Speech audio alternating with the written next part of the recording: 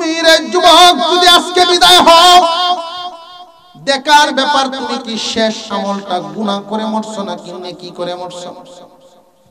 যদি দেখা যায় তোমার জিন্দেগীর শেষ আমলটা আগের ওয়াক্ত নামাজ বাকি, গুনাহগার হয়ে আল্লাহর হুকুম অমান্যকারী হয়ে দুনিয়া ছাড়ছো রে বান্দা, খুব হিসাব মিলাইবা। আত্মীয় স্বজন সব তোমার বাড়িতে ভিড় করবে আইসা তোমার বিদায় দেওয়ার জন্য। এইখানে আমরা যারা আছি এই বয়সের মানুষ দুনিয়া থেকে বিদায় হয়নি না হয় না? আরো জোরে কোন।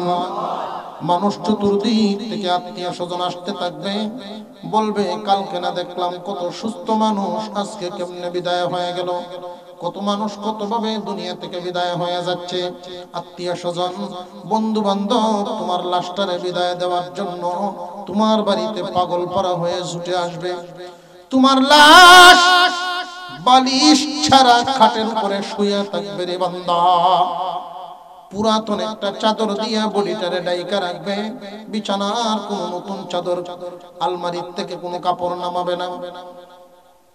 একদল মানুষ পানি গরম করবে, আর একদল মানুষ বাঁশ কাঠ কাটতে থাকবে, আর একদলে তোমার ঘর কবরটা বানাইতে থাকবে। এই দুনিয়ার জমিন থেকে বিদায় হওয়াই লাগবে।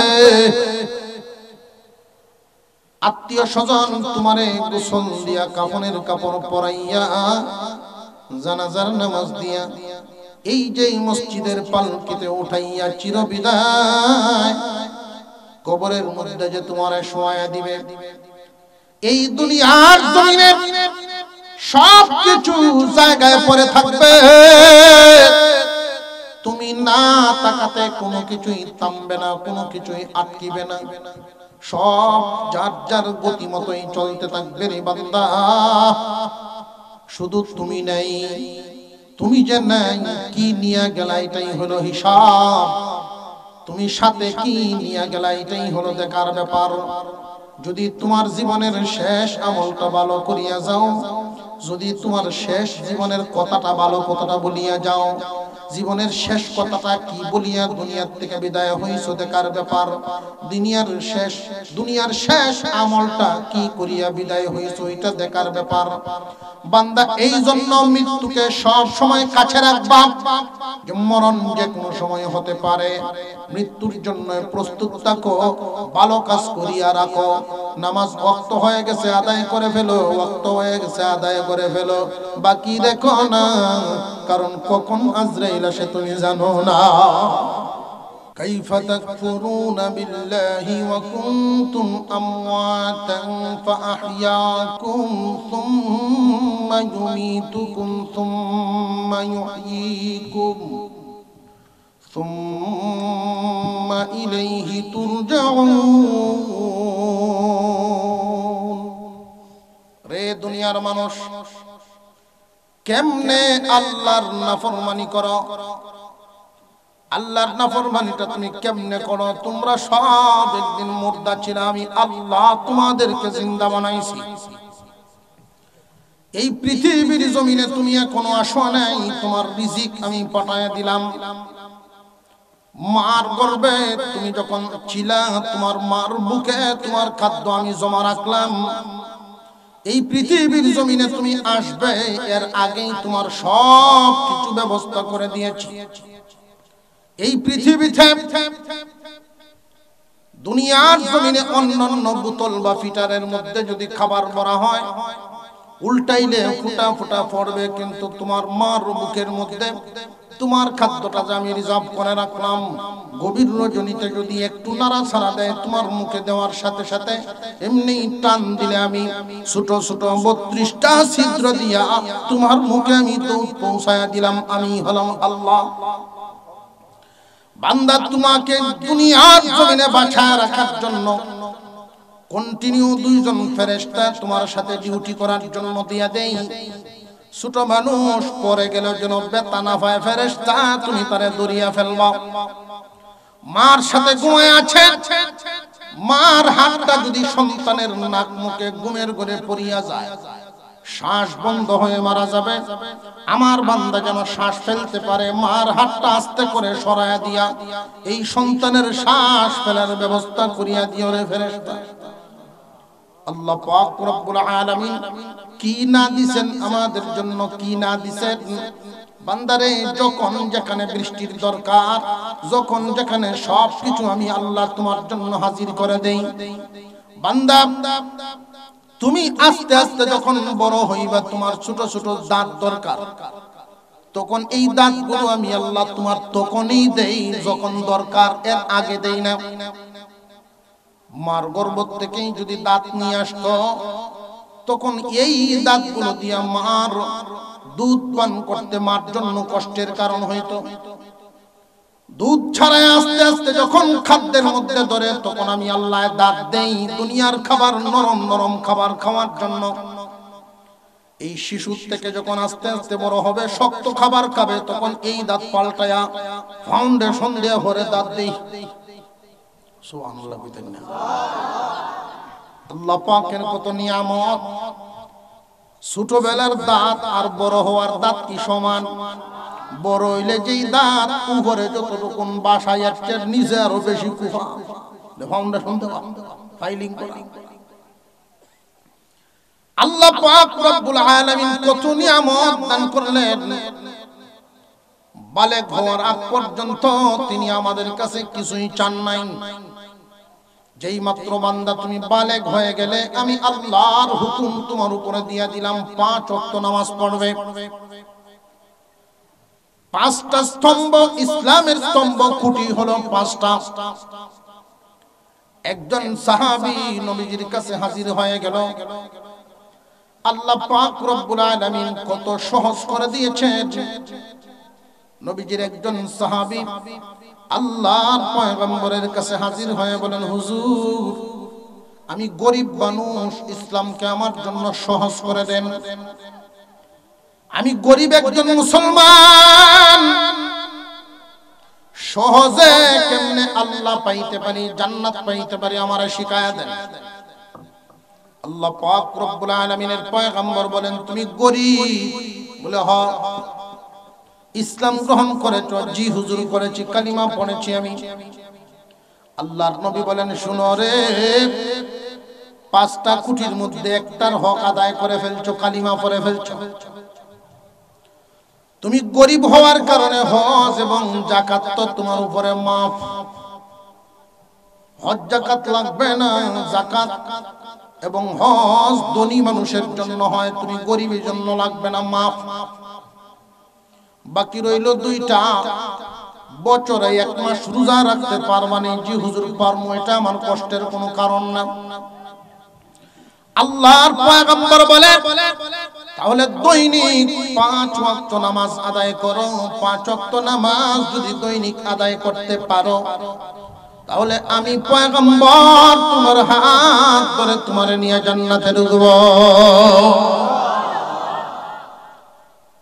আল্লাহ আমাদেরকে কত নিয়ামত দান করেছেন। আল্লাহর দেয়া কত কিছু ভোগ করি আর আল্লাহর নাফরমানি করি। আল্লাহ পাক রব্বুল আলামিন এই দুনিয়ার জমিনে যত মানুষ রাখছেন, সকল মানুষের জন্য আল্লাহর নিয়ামত আছে না নাই? বরং কাফের কুফফারদেরকে আমরা চাইতে আরো বেশি দিয়েছি। তারারে বেশি দেওয়ার কিছু কারণ আছে, আমরা ফেট করে লাভ নেই যে তারারে বেশি দিল আর হতি হতি, আর আমরা আপন হত, আমরারে বেশি না তারারে বেশি করে লাগে। তারারে বেশি দেওয়ার কারণ আছে, তারা কাফের কুফফার। এর পরেও দুনিয়াতে চলতে ফিরতে এদের ভালো কিছু আমল আছে না নাই? ভালো কাজ আছে।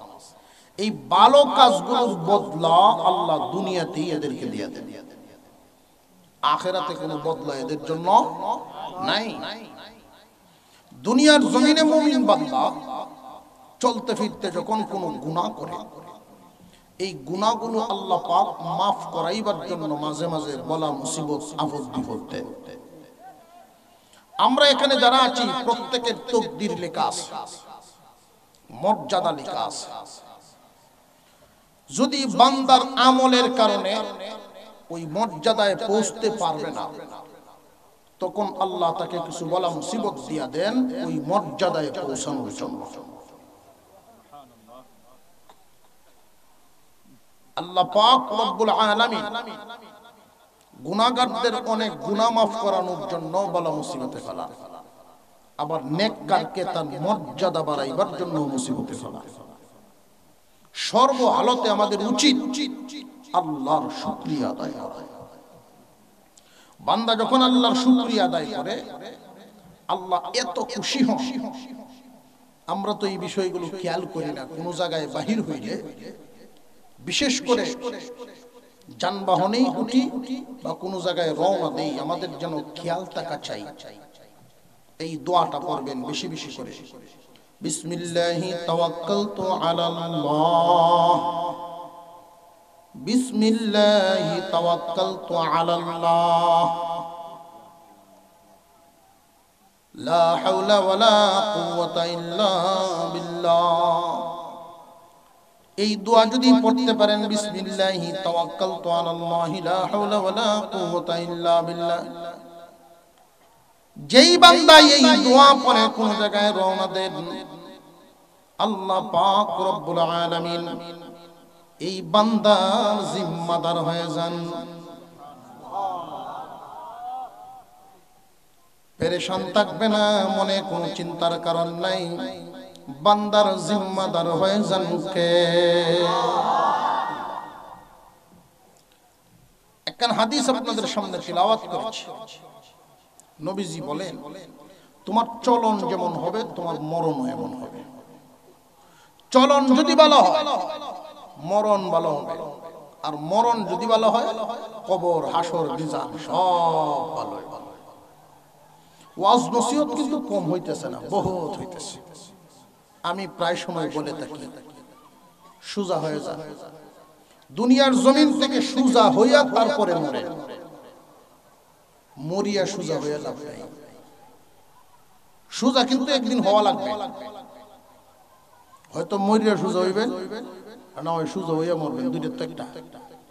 যারা সুজা হইয়া মরতে পারেন তারা কপালওয়ালা, আর মরিয়া যদি সুজা হন, মরিয়া তো হগুলো সুজা হওয়া, ব্যাঙ্গ তো মরলে সুজা হয়, মরলে সব সুজা।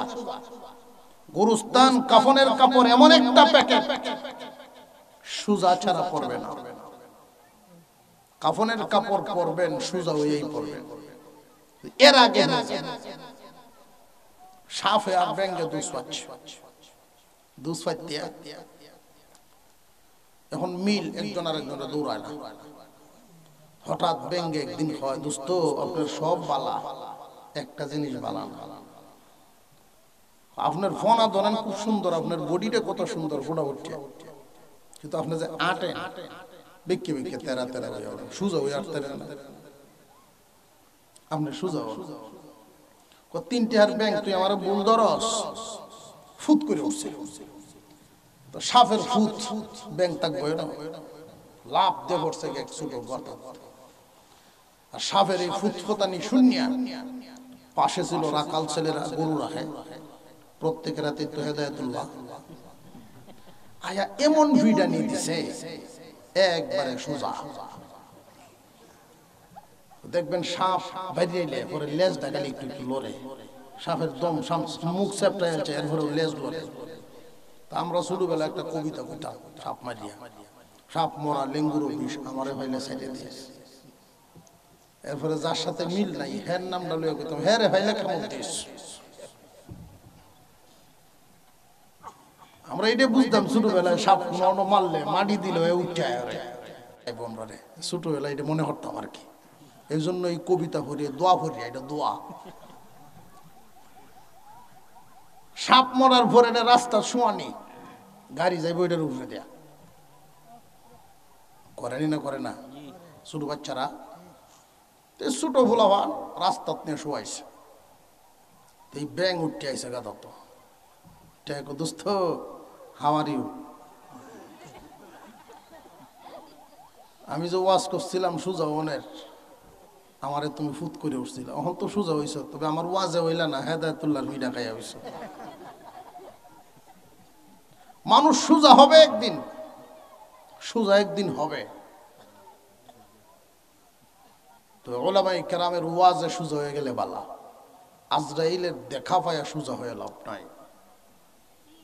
ওই সময় যদি বলেন আমি একটু তওবা করতাম, সুযোগ দেও না,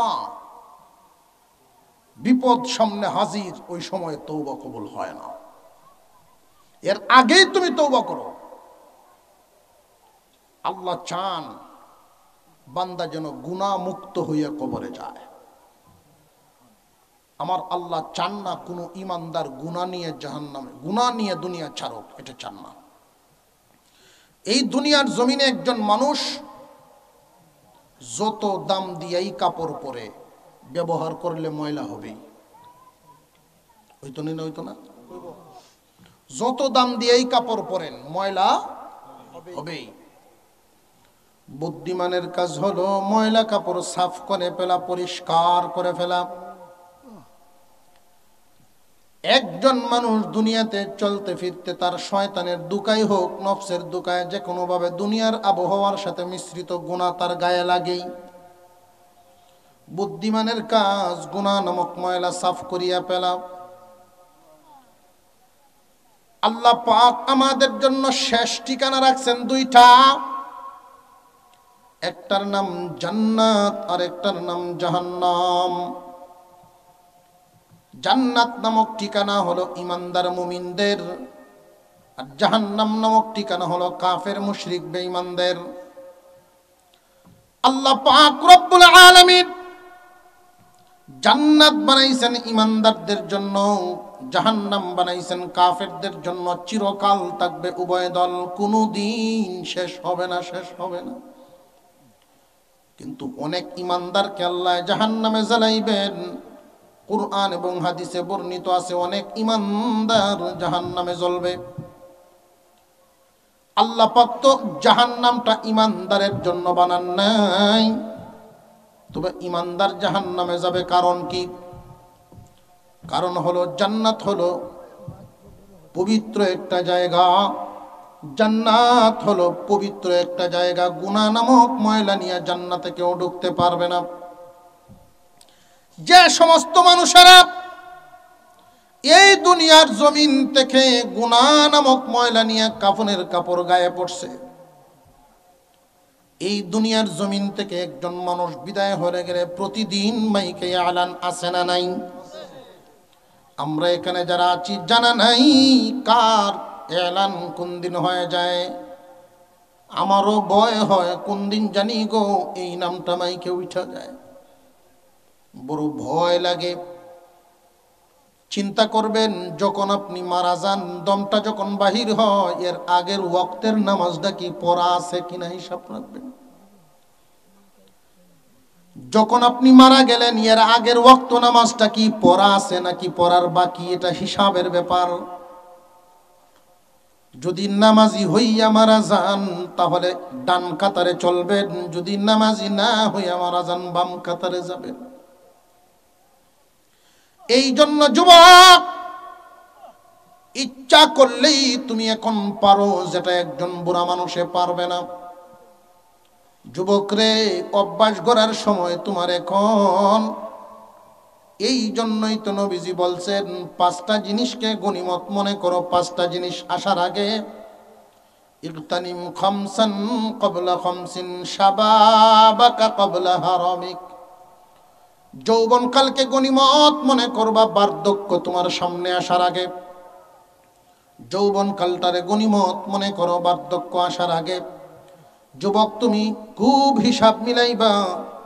ফেসবুক, ইন্টারনেট, বিভিন্ন খবরের কাগজে দেখা যায় তোমার আমার মতো যুবক অনেক দুনিয়ার থেকে বিদায় হয়ে যাচ্ছে। তুমি রে যুবক যদি আজকে বিদায় হও, দেখার ব্যাপার তুমি কি শেষ আমলটা গুনাহ করে মরছো নাকি নেকি করে মরছো। যদি দেখা যায় তোমার জিন্দেগির শেষ আমলটা আগের ওয়াক্ত নামাজ বাকি, গুনাহগার হয়ে আল্লাহর হুকুম অমান্যকারী হয়ে দুনিয়া ছাড়ছো রে বান্দা। খুব হিসাব মিলাইবা। আত্মীয় স্বজন সব তোমার বাড়িতে ভিড় করবে আইসা তোমার বিদায় দেওয়ার জন্য। এইখানে আমরা যারা আছি এই বয়সের মানুষ দুনিয়া থেকে বিদায় হয়নি না হয় না? আরো জোরে কন। মানুষ চতুর্দিক থেকে আত্মীয় স্বজন আসতে থাকবে, বলবে কালকে না দেখলাম কত সুস্থ মানুষ, আজকে কেমনে বিদায় হয়ে গেল। কত মানুষ কতভাবে দুনিয়া থেকে বিদায় হয়ে যাচ্ছে। আত্মীয় স্বজন বন্ধু বান্ধব তোমার লাশটারে বিদায় দেওয়ার জন্য তোমার বাড়িতে পাগল পারা হয়ে ছুটে আসবে। তোমার লাশ বালিশ ছাড়া খাটের উপরে শুয়ে থাকবে রে বান্দা। পুরাতন একটা চাদর দিয়া বডিটারে ডাইকা রাখবে, বিছানার কোনো নতুন চাদর, আলমারির থেকে কোনো কাপড় নামাবে না। একদল মানুষ পানি গরম করবে, আর একদল মানুষ বাঁশ কাট কাটতে থাকবে, আর একদলে তোমার ঘর কবরটা বানাইতে থাকবো। এই দুনিয়ার জমিন থেকে বিদায় হওয়াই লাগবে।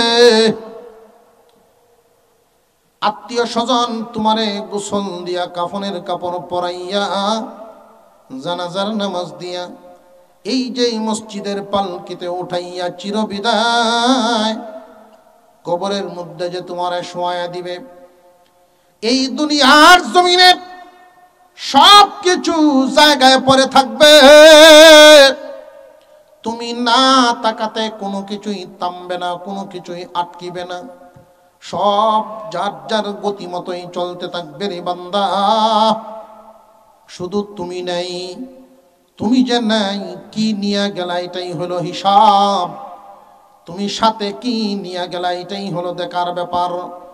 যদি তোমার জীবনের শেষ আমলটা ভালো করিয়া যাও, যদি তোমার শেষ জীবনের কথাটা ভালো কথাটা বলিয়া যাও, জীবনের শেষ কথাটা কি বলিয়া দুনিয়ার থেকে বিদায় হইছো দেখার ব্যাপার। দুনিয়ার শেষ আমলটা কি করিয়া বিদায় হইছো এটা দেখার ব্যাপার। বান্দা এই জন্য মৃত্যুকে সব সময় কাছে রাখবা, যে মরণ যে কোনো সময় হতে পারে। মৃত্যুর জন্য প্রস্তুত থাকো, ভালো কাজ করিয়া রাখো। নামাজ ওয়াক্ত হয়ে গেছে আদায় করে ফেলো, ওয়াক্ত হয়ে গেছে আদায় করে ফেলো, বাকি দেখো না, কারণ কখন আজরাইল আসে তুমি জানো না। দুনিয়ার জমিন থেকে তুমি নামাজি হয়ে যখন বিদায় হইবা, আল্লাহ পাক রব্বুল আলামিন বান্দার গুনাহ নিয়ে দুনিয়া থেকে বিদায় হোক আল্লাহ এটা চায় না।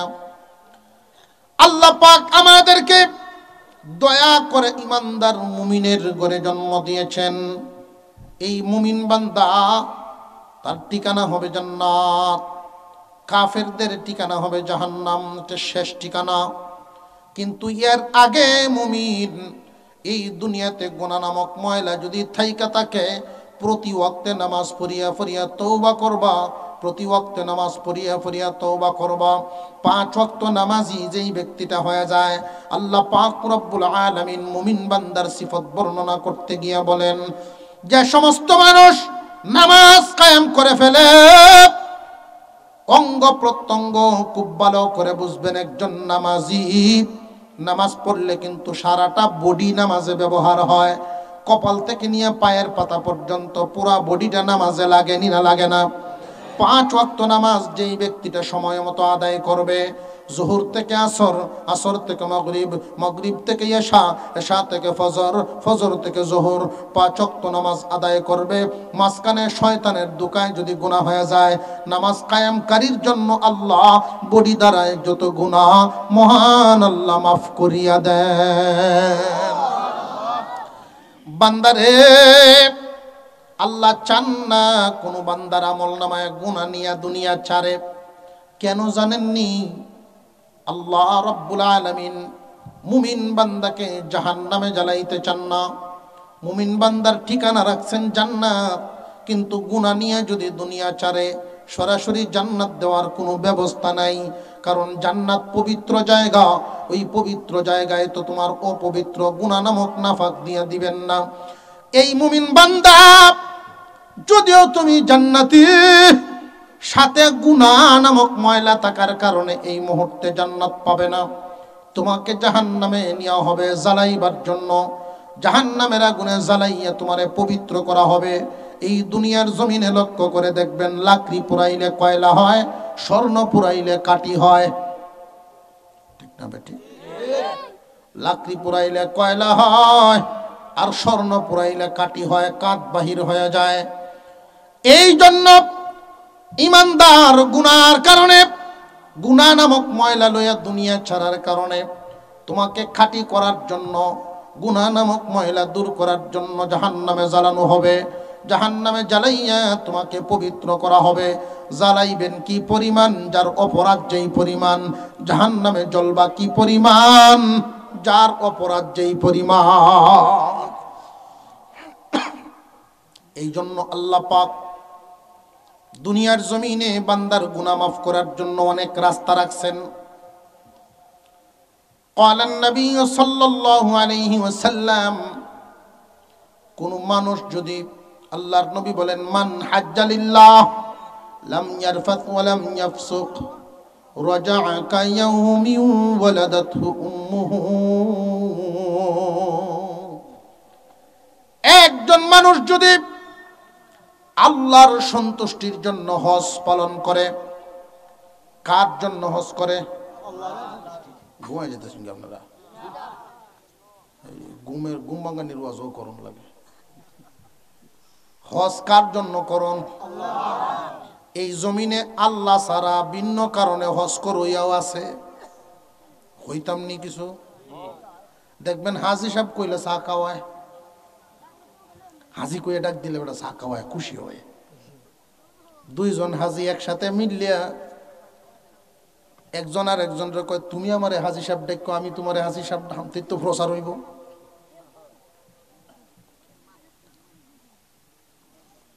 হাজি সাহেব যদি কেউ রে না ডাকে, তাহলে বেটা জিগায়, কেউ তুমি কি জানো না আমি যে গতবার হজ করছি? অর্থাৎ হাজি সাহেব ও আর বড় শখ, হাজি সাহেব ডাকটা শুনতো। তাহলে হজটা শুধু আল্লাহর জন্য করে নাই, ভিতরে গন্ডগোল আছে। আর একটু জোরে কোন। যদি কোনো মানুষ একমাত্র আল্লাহর জন্য হজ করে, ওইখানে গিয়ে কোনো ঝামেলা না করে, ঝামেলা বলতে কি, হজ পালন করা অবস্থায়, ইহরাম পরা অবস্থায় নিষিদ্ধ কিছু কাজ আছে, এইগুলো যদি না করে। আমি হজের সফরে দেখছি ইহরামের কাপড় পরিয়ে বেটা গুছায়, যে মুআল্লিমে তারা নিষিদ্ধ, মুআল্লিম কথা কাজে ঠিক রাখছে না। অনেক সময় বেজাল হয়ে এই খবর আপনারা জানেন কিনা জানি না, মুআল্লিমে বেজাল করে মাঝে মাঝে। বেটা কইতেছে আমি সাদা কাপড়টা ফিনদেলছি দেখে, নইলে বুঝদার নাই। আমি সাদা কাপড় ফিনদেলছি, নইলে বুঝাইলাম না তোরে। আর যা তুই দেশো, পরে বুঝবে, টের পাইবে তুই গেল। ইহরামের কদর রইল না গেল? আল্লাহু আকবার। আল্লাহর জন্য হজ করবে, ওইখানে গিয়ে নিষিদ্ধ কোনো কাজ কাম করবে না, ওই লোকটা নবজাতক শিশুর মতো নিষ্পাপ হইয়া যা। কে বলছেন এই কথা? নবীজি। আপনারা প্রশ্ন করতে পারেন, হুজুর গুনাহ মাফের রাস্তা তো তাহলে ধনীদের জন্য খোলা, যারা ধনী মানুষ ওরা হজ করিয়া গুনাহ মাফ করাইয়া লাইব।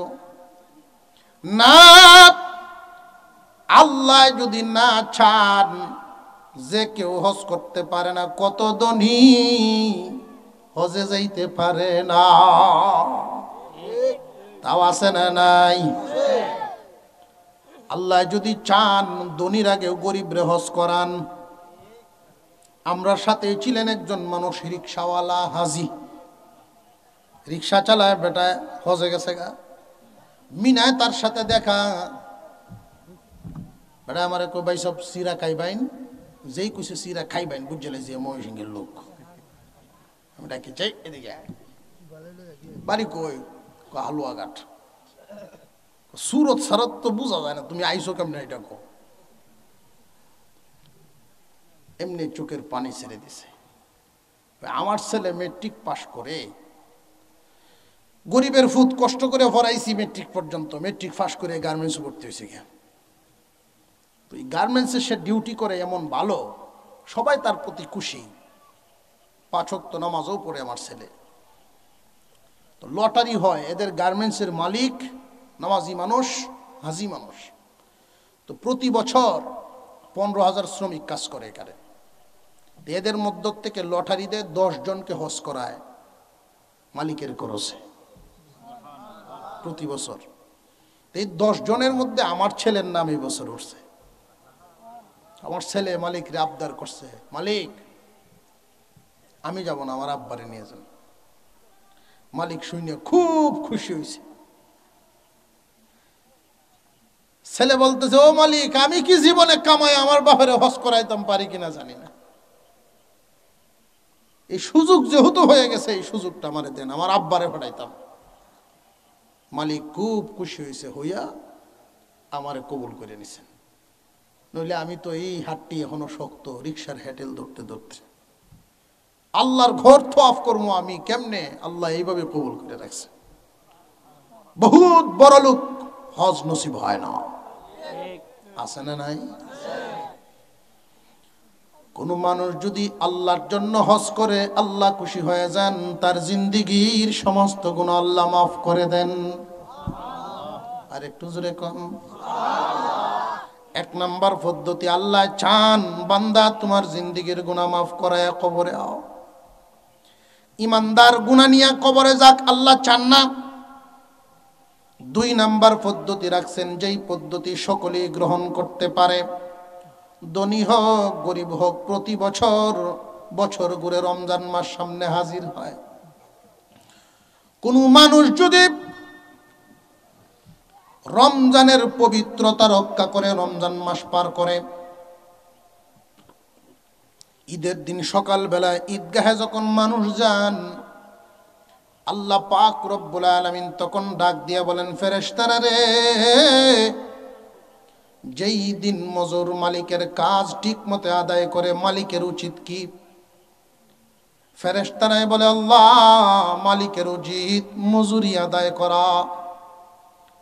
রে ফেরেশতারা, আমার চাইতে উত্তম কোন মালিক আসেনি না, আপনার চাইতে উত্তম দয়ালু কোন মালিক নাই। তাহলে তোরা সাক্ষী থাক, যারা রমজানের পবিত্রতা রক্ষা করেছে আমি আল্লাহ এদেরকে নিষ্পাপ নবজাতক শিশুর মতো বানায়া দিলাম। রমজানের পবিত্রতা রক্ষা করার দ্বারা গুনাহ মাফ হইল নি না হইল না? রমজানের পবিত্রতা কেমনে রক্ষা হয় এটা তো আর বোঝানো লাগতো না। রোজা রাখিয়া না রাখিয়া, নামাজ পড়িয়া না পড়িয়া, সব কিছু রক্ষা করিয়াই তো। রোজাও রাখে, টেলিভিশনও দেখে, নাফাক জিনিস দেখে, নাজায়েজ জিনিস দেখে, তাহলে কি রোজার হক আদায় হইল? রমজান মাসের পবিত্রতা রক্ষা করা যুবক, রমজান সামনে আসতেছে, ভিডিও মোবাইলের ইউটিউব গুগল যা আছে সব তালা মেরে তুই দিবা, যে আমি পবিত্রতা রক্ষা করতাম, একটা মাস জিন্দিগির গুনাহ আমি মাফ করাই লাইতাম। যদি রে হিম্মত করে খাটাইতে পারো, দেখবা তুমি নিজেরে পবিত্র বানায় ফেলবা।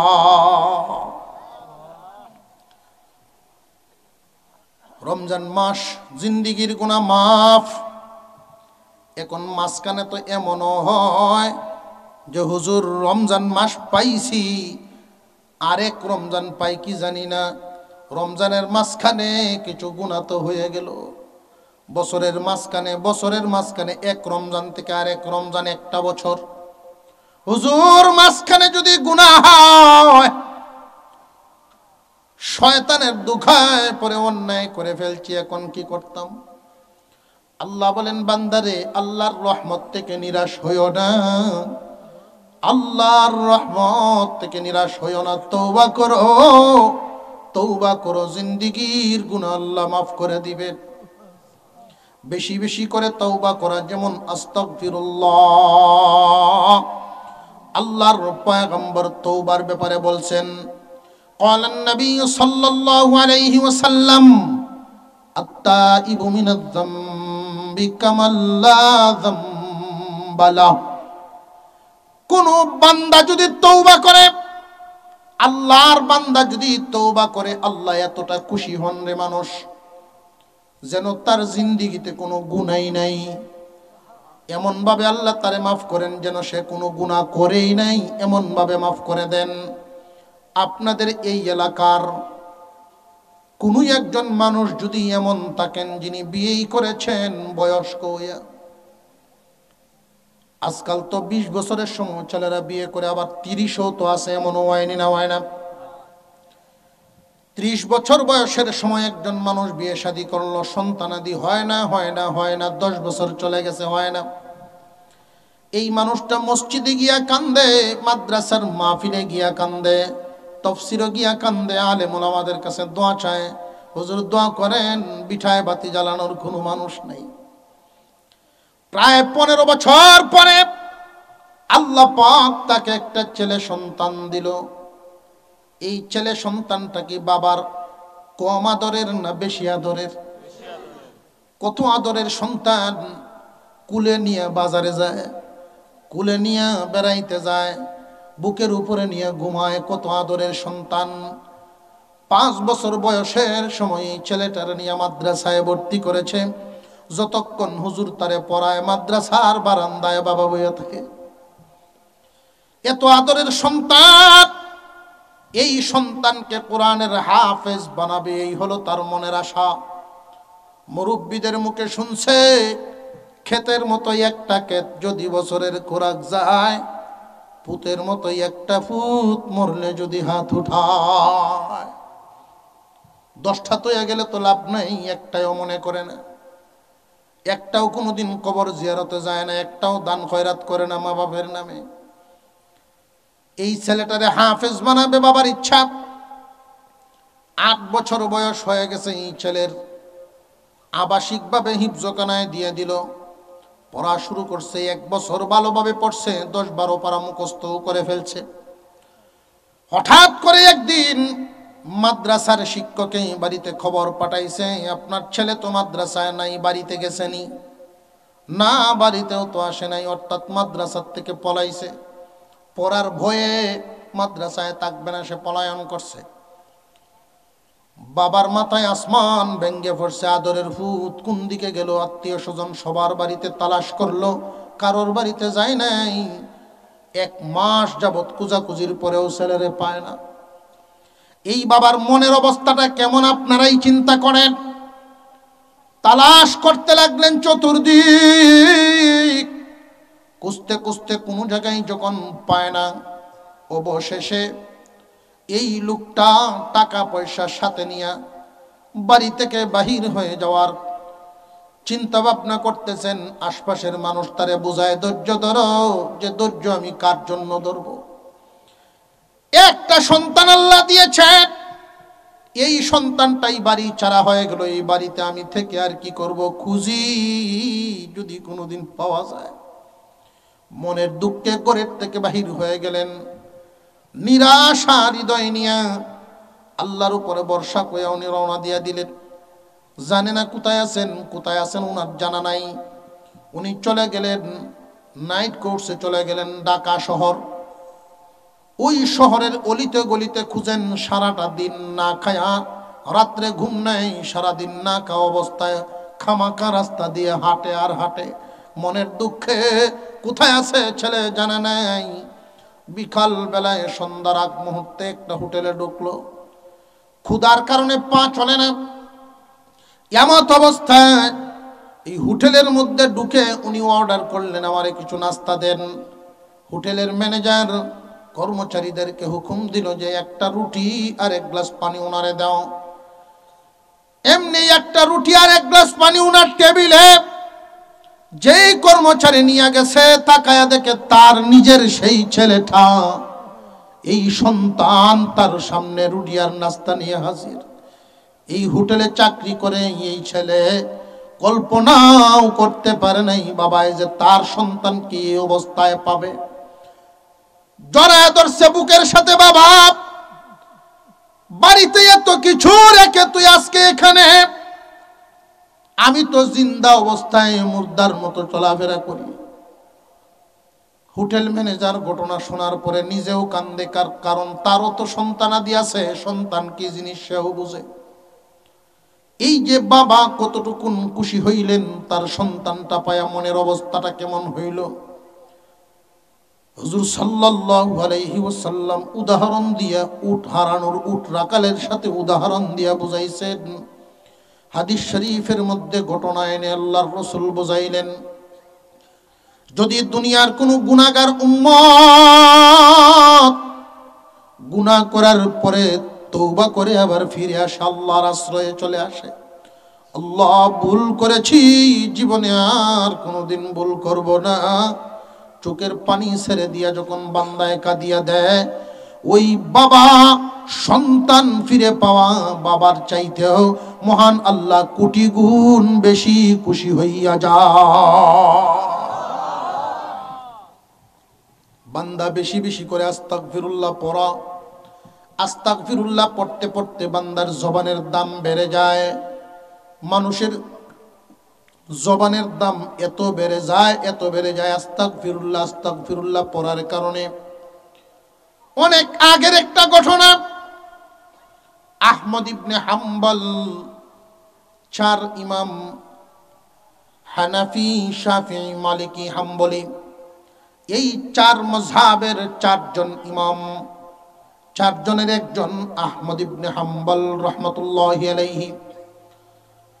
উনার যুগে উনি বড় আলেম, বড় বুজুর্গ। উনি সফর করতে বাহির হলেন, কোনো এক জায়গায় যাবেন। যাইতে যাইতে যাইতে যাইতে অনেক দূর পর্যন্ত চলে গেলেন, যেখানে ওনার কোনো আত্মীয় স্বজন নাই। নাম বললে হয়তো অনেকেই চিনবে, কিন্তু আহমদ ইবনে হাম্বল, ওনার অভ্যাস ছিল নিজেকে চুপায়া রাখা, প্রকাশ না করা। কাউকে গিয়ে ইচ্ছা করে পরিচয় দিতেন না যে আমি আহমদ ইবনে হাম্বল, কারণ মানুষ পেরেশান হয়ে যাবে ওনাকে সেবা যত্ন করার জন্য। আহমদ ইবনে হাম্বল সফর করতে করতে অনেক দূর চলে গেলেন, এমন জায়গায় গেলেন যেখানে তাকে কেউ চিনে না। রাত হয়ে গেছে, এশার নামাজ পড়লেন একটা মসজিদে।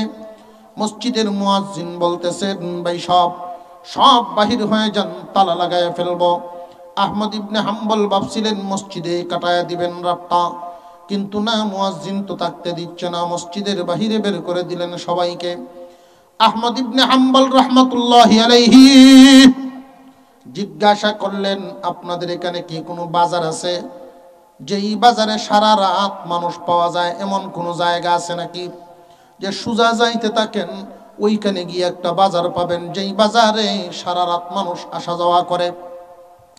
আহমদ ইবনে হাম্বল রাহমাতুল্লাহি আলাইহি তাসবিহ পড়তে পড়তে হাঁটতে হাঁটতে ওই বাজারে চলে গেলেন। প্রায় 11টা হয়ে গেল রাত।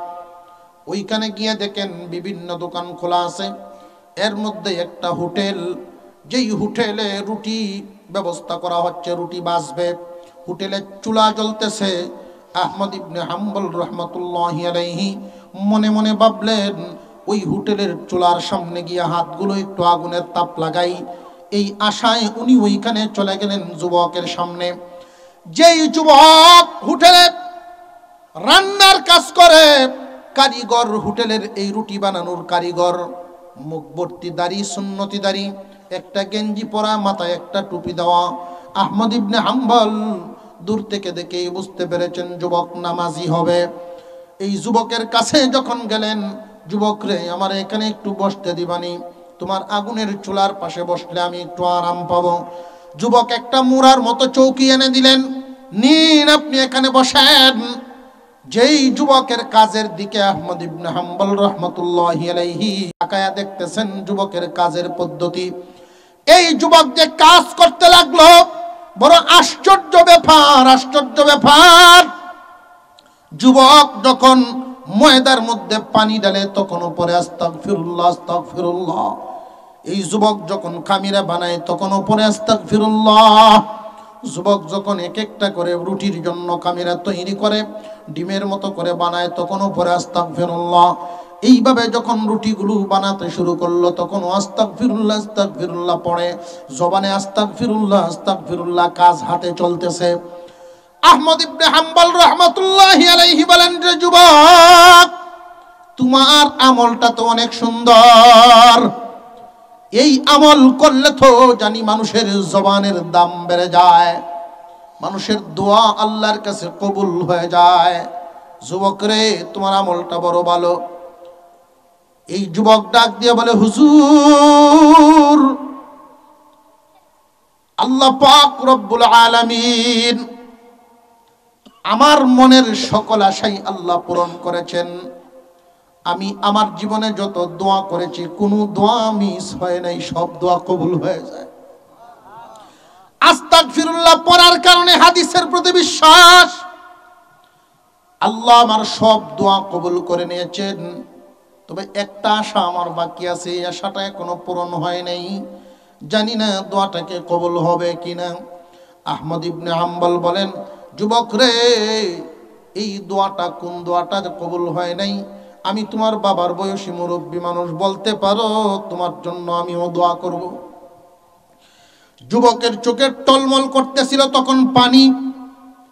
এই যুবক বলতেছিল, হুজুর, আমি আল্লাহর কাছে দোয়া করেছি, আল্লাহ যেন আমার মরণের আগে হলেও যুগ শ্রেষ্ঠ আলেম, যুগ শ্রেষ্ঠ ওলি আহমদ ইবনে হাম্বলের চেহারাটা আমার দেখায় আনেন। আহমদ ইবনে হাম্বলকে যেন দেখতে পারি, আল্লাহ যেন এই দোয়াটা কবুল করেন, এটা এখনো বাকি আছে। আহমদ ইবনে হাম্বল বসা থেকে দাঁড়ায় গেলেন, দুইটা হাত বাড়ায় দিলে বলেন, নারীর যুবক, আয় আমার বুকে আয়, আল্লাহ তোর এই দোয়াও কবুল করে ফেলেছেন। ঘুরে ঘুরে আল্লাহ আমাকে এখানে কেন আনলেন বুঝে ফেলেছি, আমি আহমদ ইবনে হাম্বল। আস্তাগফিরুল্লাহ পড়লে আল্লাহ মানুষের জবানের দাম বাড়ায় দেন, দাম বেড়ে যায়, জবানের দাম বেড়ে যায়, আল্লাহ তাআলার দরবারে মানুষের দাম বেড়ে যায়। বেশি বেশি করে আস্তাগফিরুল্লাহ পড়বেন। আস্তাগফিরুল্লাহ পড়লে জবান পাক হয়, নাপাক কথার থেকে জবান হেফাজত হয়। যতক্ষণ সুযোগ পাবেন, অবসর থাকলে আস্তাগফিরুল্লাহ আস্তাগফিরুল্লাহ পড়বেন, মানুষের জবানের দাম বেড়ে যায়। আরবের মানুষ বেশিরভাগ সময় দেখবেন আস্তাগফিরুল্লাহ আস্তাগফিরুল্লাহ পড়ে। আল্লাহ পাক রব্বুল আলামিন যেন আমাদেরকে আমলের তৌফিক দান করেন, বলুন আমিন।